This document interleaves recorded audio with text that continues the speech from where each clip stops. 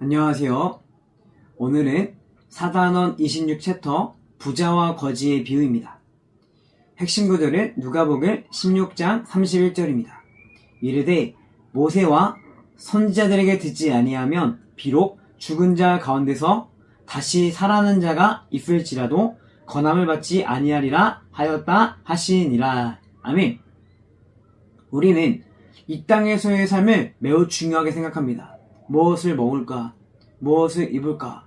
어떻게 성공할까? 어떻게 더 안정된 삶을 살까? 물론 이 땅의 삶도 중요합니다. 하지만 성경은 말합니다. 이 땅의 삶이 전부가 아니다. 죽음 이후의 삶이 있다. 이 땅에서의 삶은 영원한 하나님 나라를 위한 준비가 되어야 된다 라고 말씀하고 있습니다. 누가복음 16장은 중요한 세 가지를 보여줍니다. 첫째, 우리는 미래를 준비하는 지혜가 있어야 됩니다. 둘째, 우리는 이 땅 이후의 삶을 바라보아야 합니다. 셋째, 우리는 기적이 아니라 하나님의 말씀을 통해서 믿음에 이릅니다. 오늘 말씀을 통해 재물을 어떻게 바라볼 것인지, 이 땅의 삶을 어떻게 살아가야 하는지, 복음을 전하고 받아들일 수 있는 기회가 얼마나 소중한지를 살펴보도록 하겠습니다. 1번, 미래를 준비하는 지혜가 있어야 합니다. 예수님은 한 부자와 청지기의 이야기를 들려주십니다. 청지기는 주인의 재산을 맡아서 관리하는 사람이었습니다. 그런데 이 청지기가 주인의 재산을 낭비했다라는 소문이 퍼지게 됩니다. 결국 주인은 이 청지기를 해고하게 됩니다. 청지기는 생각합니다. 내가 이제 무엇을 할까? 땅을 파자니 힘이 없고 빌어먹자니 부끄럽구나. 그러다가 그는 한 가지 방법을 생각합니다. 청지기는 빚진 사람들을 불러서 빚을 줄여줍니다. 이 청지기의 행동은 정직한 행동이 아닙니다. 예수님께서 그의 불의한 행동을 칭찬하신 것이 아닙니다. 예수님께서 주목하신 것은 이것입니다. 그는 자신에게 남은 시간이 얼마 없다는 것을 알았습니다. 그래서 다가올 미래를 준비했습니다. 현재의 기회를 사용하여서 이후의 삶을 준비하였습니다. 이것이 핵심입니다. 예수님은 불이한 방법을 배우라고 하신 것이 아니라 세상 사람들도 자기 미래를 위해서 이렇게 준비하는데 하나님의 백성은 얼마나 더 영혼을 위해서 준비해야겠냐라고 질문하시는 것입니다. 우리는 모두 청지기입니다. 우리의 생명, 시간, 물질, 은사, 가정, 직분 등은 내 것이 아니라 하나님께서 맡기신 것입니다. 그러므로 우리는 질문해야 합니다. 나는 하나님께서 맡기신 것을 어떻게 사용하고 있는가? 내 시간과 물질은 영혼을 위해 사용되고 있는가? 나는 이 땅의 삶만 준비하고 있는가? 하나님 나라를 준비하고 있는가? 마태복음 6장 19절에서 21절을 보면은 예수님은 땅에 보물을 쌓아두지 말고 하늘에 보물을 쌓아두라고 말씀하셨습니다. 왜냐하면 우리의 보물이 있는 곳에 우리의 마음도 있기 때문입니다. 디모데전서 6장 17절에서 19절을 보면은 바울은 부한 자들에게 재물의 소망을 두지 말고 선한 일을 행하며 장래를 위하여 좋은 터를 쌓으라고 권면합니다. 고린도전서 4장 2절입니다. 맡은 자들에게 구할 것은 충성이니라. 우리는 소유주가 아니라 청직이라는 것을 우리가 기억해야 될 것입니다. 하나님께서 우리에게 맡기신 것들을 충성되이 하나님의 뜻대로 사용하고 관리해야 된다고 말씀하고 있는 것입니다. 시험을 앞둔 학생은 시험 전날이 아니라 미리 준비합니다. 건강을 생각하는 사람은 병이 난 뒤가 아니라 평소에 관리합니다. 노후를 생각하는 사람은 은퇴한 뒤가 아니라 젊을 때 준비합니다. 그렇다면 영혼은 어떻습니까? 성도는 이 땅에서 영혼을 준비하는 사람입니다. 오늘의 믿음, 오늘의 순종, 오늘의 섬김, 오늘의 전도는 결코 헛되지 않습니다. 성도는 이 땅의 것을 사용하여서 영혼을 준비하는 청지기입니다. 나는 하나님께서 맡긴 시간과 물질을 하나님 나라를 위해 사용하고 있는지, 내 삶의 우선순위는 이 땅인지 영원인지, 구역장으로서 맡겨진 영혼들을 충성스럽게 돌보고 있는지를 돌아보기를 바랍니다. 2번, 이 땅 이후의 삶을 바라보며 살아야 합니다. 예수님은 또 다른 이야기를 들려주십니다. 한 부자가 있었습니다. 그는 자색 옷과 고운 베옷을 입고 날마다 호화롭게 살았습니다. 반면 그의 집 대문 앞에는 나사로라 하는 한 거지가 있었습니다.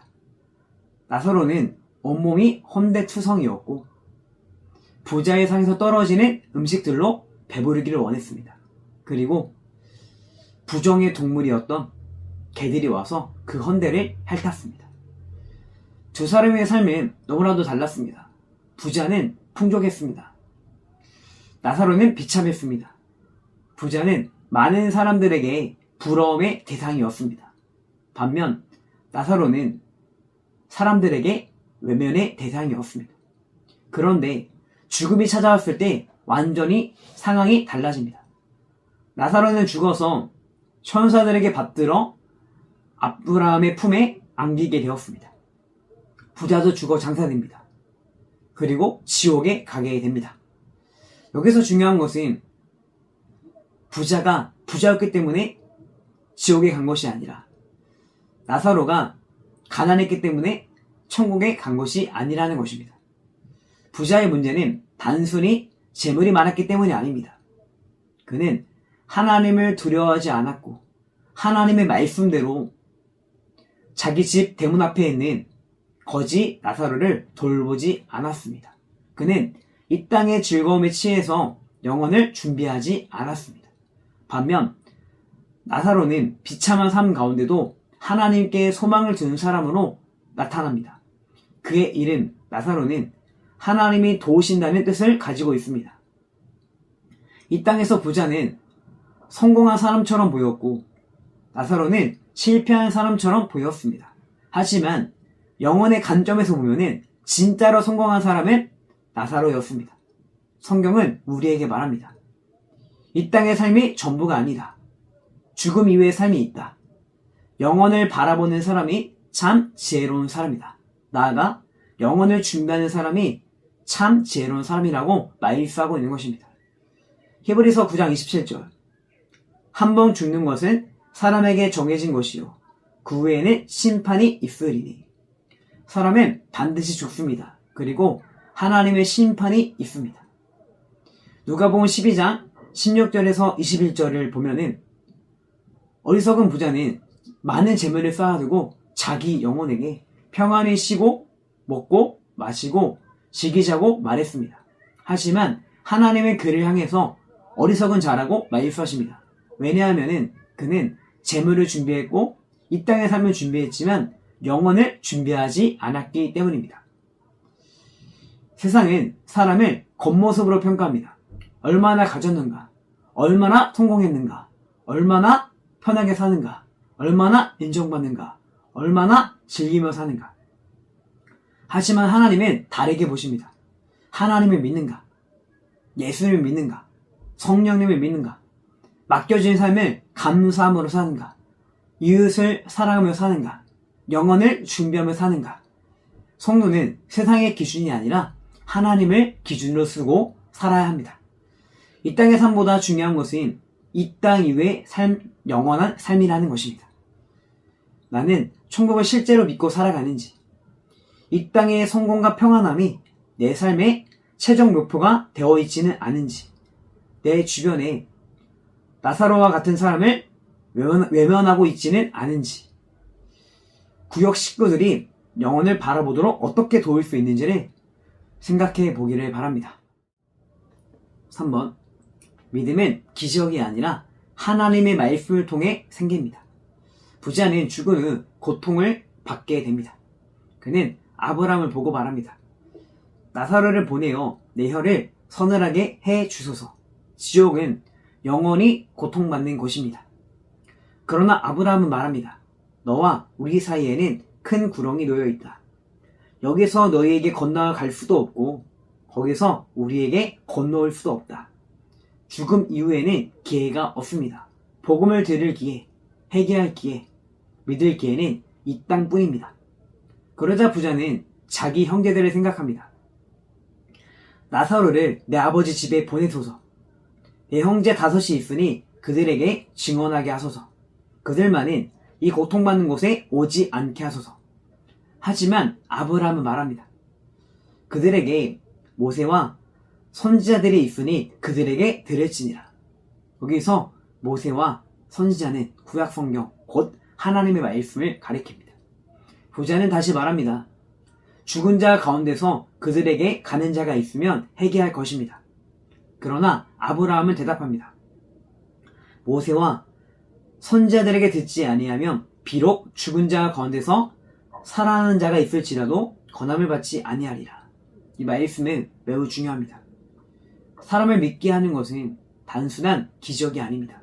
신비한 체험이 사람을 구원하는 것이 아닙니다.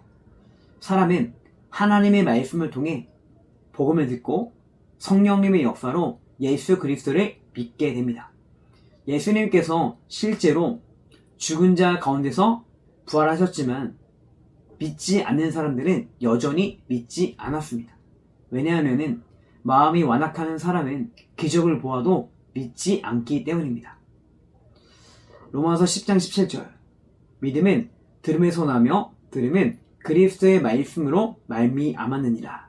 믿음은 하나님의 말씀을 들을 때 생깁니다. 디모데후서 3장 15절을 보면은 성경은 그리스도 예수 안에 있는 믿음으로 말미암아 구원에 이르는 지혜가 있게 합니다. 요한복음 5장 39절은 예수님은 성경이 자신에 대하여서 증언한다고 말씀하셨습니다. 구약의 모세와 선지자들의 말씀은 결국 예수 그리스도를 가리킵니다. 고린도후서 6장 2절입니다. 보라 지금은 은혜 받을 만한 때요 보라 지금은 구원의 날이로다.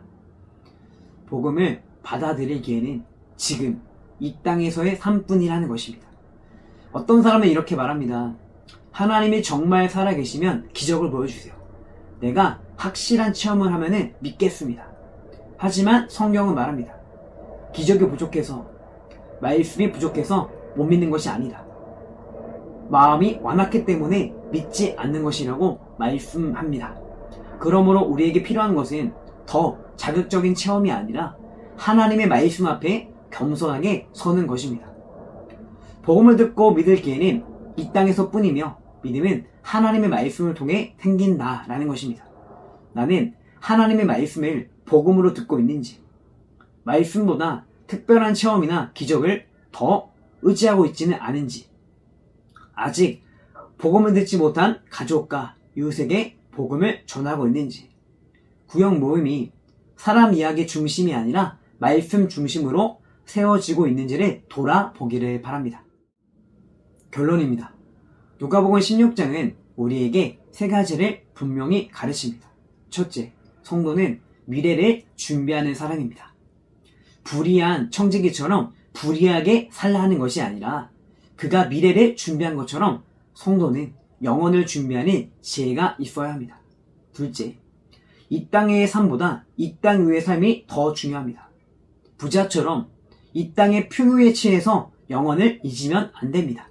성도는 천국을 바라보며 오늘을 감사함으로 거룩하게 사랑으로 하나님의 뜻대로 살아야 합니다.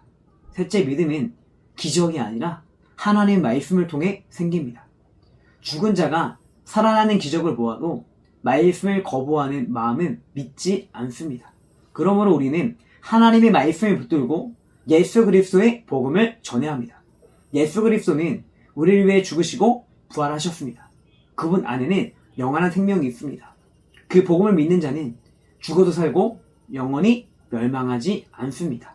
그러므로 구역장은 영혼을 바라보는 사람, 맡겨진 삶을 숭성스럽게 사는 사람, 말씀으로 영혼을 세우는 사람, 복음을 전하는 사람이 되어야 합니다.